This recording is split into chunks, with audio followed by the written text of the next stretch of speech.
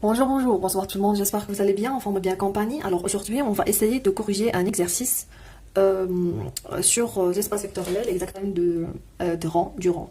Alors soit E, un cas espace vectoriel de dimension finie, tel que dimension de E est finie, et soit F, une application, c'est un endomorphisme linéaire de E dans E.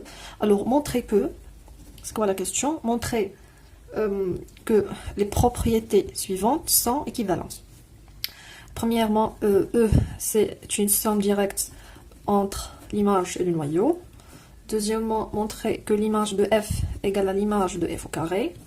Troisièmement, montrer que le quart de F égale à le quart de F carré. Très bien. Alors, montrer que c'est sans équivalent, c'est-à-dire celui-là, c'est équivalent à ça, équivalent à ça. Alors, essayez de réfléchir avant de répondre, ça sera bien pour vous. Réponse. Alors, je vais aller de 1 à 3. Alors, si l'image de f égale à l'image de f carré, alors nécessairement quart de f égale à quart de f carré. Pourquoi? Parce que on a 2i est automatiquement équivalente à 3i. Pourquoi? Je vais ouvrir ici une parenthèse, parce qu'on a la dimension de e égale à la dimension de f de l'image de f plus la dimension du noyau, et la dimension de e égale à la dimension de l'image de f au carré plus la dimension de f au carré.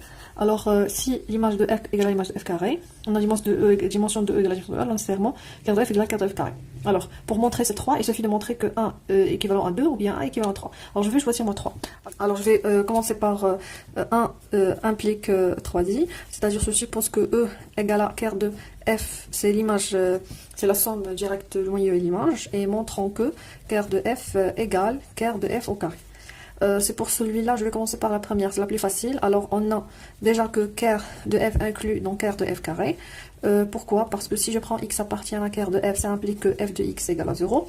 Alors, f de x, c'est-à-dire f carré de x égale à 0. Alors, x appartient à quart de f au carré. Alors, c'est facile de voir. Il nous reste l'autre inclusion. Alors, montrons que quart de f carré, ça, il en a toujours sans cette condition. Montrons que quart de f carré inclus dans quart de f, c'est ça?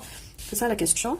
Alors, je vais prendre soit x appartient à quart de f carré, tel que f carré de x égale à 0, tel que x appartient à e, bien sûr. Puisque x appartient à e, alors on a x appartient à e, et e c'est une somme directe entre l'image et le quart. Alors il existe xi et xk, tel que x écrit sous la forme xi plus xk.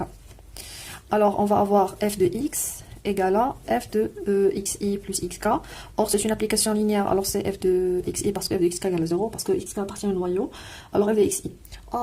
Or, on a f carré de x égale à 0, alors on va avoir f carré de x, c'est f de xi égale à 0. Alors, on peut conclure que f de xi appartient à quart de f, et f de xi, ça appartient à l'image. Impair l'image de f. Or, c'est une somme directe, alors c'est égal à 0.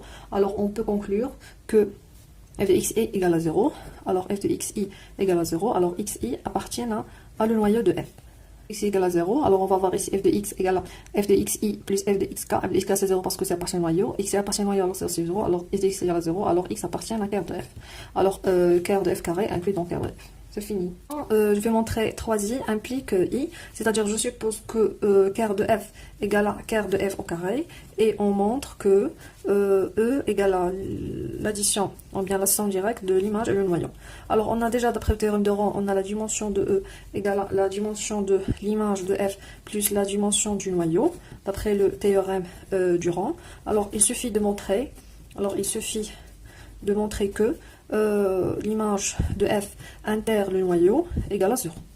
Alors soit x ou bien soit y appartiennent à l'image de f impair le quart de f. C'est-à-dire quoi? C'est-à-dire que f de y c'est égal à 0, d'une part parce qu'il appartient à un quart de f, et il existe un certain x appartient à e, tel que f de x égale à y. Alors, on a f carré de x égale à f de y. Alors égale à f de y. Or, f de y, c'est égal à 0. Alors, on peut conclure que x appartient à quart de f au carré, et c'est égal à quart de f, d'où f de x égale à 0. Or, f de x, c'est quoi? C'est y. C'est y égale à 0. Alors, y égale à 0, d'où on peut conclure que c'est réduit à 0. Alors, c'est une somme directe. Merci pour votre attention. C'est fini pour l'exercice numéro 1. Je vais voir est-ce qu'on peut faire autre exercice. Je vous remercie trop. Si vous avez des questions, si vous avez des remarques, n'hésitez pas à me contacter. Je serai toujours ici pour vous. Au revoir.